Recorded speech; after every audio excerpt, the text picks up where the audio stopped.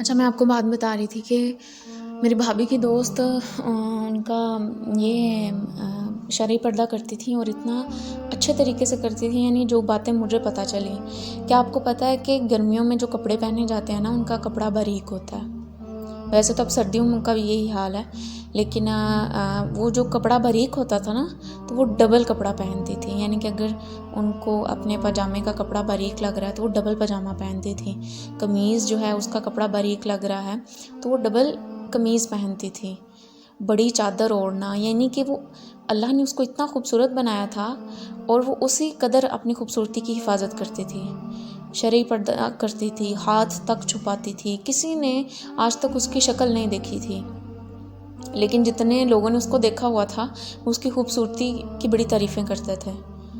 اس نے اپنے ہاتھ بھی چھپائے ہونے، کبھی کسی نے اس کے ہاتھ نہیں دیکھے تھے، پاؤں نہیں دیکھے تھے، پاؤں میں بھی ساکس وہ پہنتی تھی. یعنی شرعی پردہ وہ بہت بہترین طریقے سے کر رہی تھی.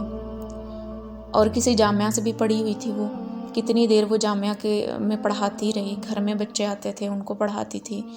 یعنی اس کی تعریفیں ہی تعریفیں تھیں. تو جب ٹائم آیا اللہ کے حق میں گواہی دینے کا تو اس نے کیا کیا؟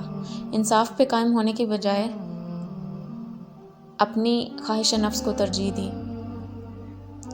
وہ بتاتی ہیں کہ جیسے ہی ان کی شادی ہوئی، شادی بڑے اچھے گھرانے میں ہو گئی، تو شادی کے بعد انہوں نے پردہ چھوڑ دیا.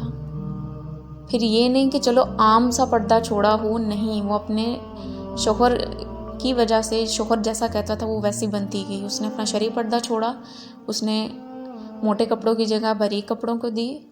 انہوں نے چادر کی جگہ دوپٹے کو دی، دوپٹے کی جگہ سر پہ نہیں رہی، کندھوں تک آ گیا. اور یوں عروج سے زوال کا سفر ہوتے دیکھا.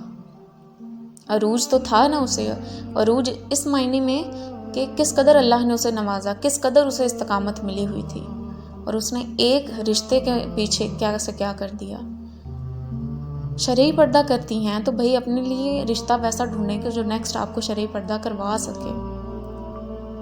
میرا اللہ سب بیٹیوں کے نصیب اچھے کرے. دعائیں زیادہ سے زیادہ کریں، انشاءاللہ یہ ممکن ہو جاتا ہے. دنیا اتنی بھی بری نہیں ہے، اچھے لوگ بھی موجود ہیں، دیندار لوگ بھی موجود ہیں. اللہ آپ سب کو کہ اچھے نصیب کرے. لیکن میں بہت ہی زیادہ حیران ہوئی کہ اس قدر اچھا پردہ کر کے، اس قدر اسلام کو فالو کر کے اچھے طریقے سے اس نے اپنے آپ کو مکمل طور پہ برباد کر لیا اپنے شوہر کے پیچھے، یا اس کے گھر میں، یعنی شاید بہت زیادہ پیسے والے تھے وہ، یا کیا سسٹم تھا کہ اس کی ہر چیز ہی اترتی گئی. اور اس کی خوبصورتی جو صرف شوہر کے لیے ہی ہونی چاہیے تھی، اتنا عرصہ اس نے انتظار کیا تو اس نے وہ خوبصورتی سب کو دکھا دی. اللہ کے حکم کو پس پش ڈال دیا. کچھ یاد نہیں رہا، نہ دین یاد رہا، نہ اللہ کا حکم، نہ نبی صلی اللہ علیہ وسلم کی نصیحتیں، نہ صحابہ صحابیات کی، ازواج مطہرات کی کوئی سنت یاد رہی، کچھ یاد نہیں رہا اس کو. تو اللہ ہمیں بچائے ایسے برے وقت سے کہ ایک دفعہ اگر آپ ڈٹ جائیں، شرعی پردہ کرنے لگ جائیں.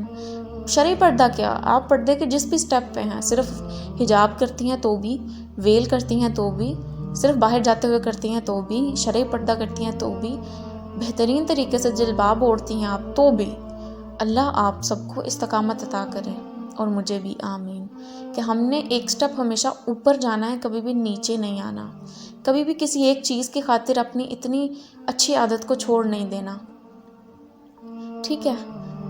کبھی بھی دنیا داری کی خاطر اللہ کو نہیں چھوڑنا، اللہ کے رسول کے احکامات کو نہیں چھوڑنا، کچھ بھول نہیں جانا، پھونک پھونک کے قدم رکھنا ہے. اور چلو کچھ تو باریک لائن ہوتی ہے، سمجھ نہیں آتی. اتنے بڑے بڑے فیصلے کر جاتے ہیں اللہ کے خلاف. وہ جو پریکٹسنگ مسلمان ہوتے ہیں وہ بھی کیسے ہو جاتا ہے؟ اس کا مطلب ہے کہ آپ نے دنیا داری کو ترجیح دی. آپ نے یہ سوچا کہ خیر ہے، اللہ معاف کر دے گا، خیر ہے، تب کی تب دیکھی جائے گی، خیر ہے، تھوڑی دیر کے لیے مزے کر لیتی ہوں، پھر دیکھی جائے گی. تو سنیے، تب نہیں دیکھا جاتا کچھ بھی. تب تو بس فیصلے کا دن ہے نا، تب تو فیصلہ سنایا جائے گا. اس دن تو کسی کی کوئی بھی فرمائش کام نہیں آئے گی. کسی نے کسی کے حق میں سفارش کی، وہ بھی کام نہیں آئے گی، کچھ بھی نہیں. وہ اللہ کے ہاتھ میں سب کچھ، جو وہ چاہے گا وہ ہوگا. تو یہ واقعہ سنانے کا مقصد کیا تھا کہ آپ دیکھیں کیسے عروج سے زوال کا سفر طے ہوتا ہے اور لوگوں کو پتہ بھی نہیں چلتا. تو عروج سے زوال ہوتے ٹائم نہیں لگتا، اس لیے بڑا پھونک کے قدم رکھنا ہے، بڑا سوچ سمجھ کے آپ نے اپنی زندگی کو گزارنا ہے. اور مومنہ ہمیشہ بولتی ہوں کہ وہ بہت زیادہ ایکٹیو ہو کے اس دنیا میں رہتے ہیں، بہت زیادہ اٹینٹیو ہو کے یہ زندگی گزارنی ہے. سستی، کاہلی، نیند کے چکر میں کہیں آپ غلط فیصلہ نہ لے لیں. اگر آپ ایکٹیو نہ ہوں تو کہیں آپ غلط رستوں پہ نہ چلی جائیں، کہیں آپ کو احکامات نہ بھولنے لگے. تو ان ٹچ رہنا قرآن کے ساتھ، اللہ کے ساتھ، اللہ والوں کے ساتھ بڑا ضروری ہے. وہ اسی لیے کہ آپ کے ایمان کو بوسٹ کرتے رہتے ہیں، آپ کو اللہ کی آیتیں، اللہ کے احکامات ریمائنڈ ہوتے رہتے ہیں، تو آپ اتنا ہی اپنے ایمان کو اسٹرانگ پائیں گی اور آپ غلط ڈیسیژن لینے سے بچ جائیں گی انشاءاللہ.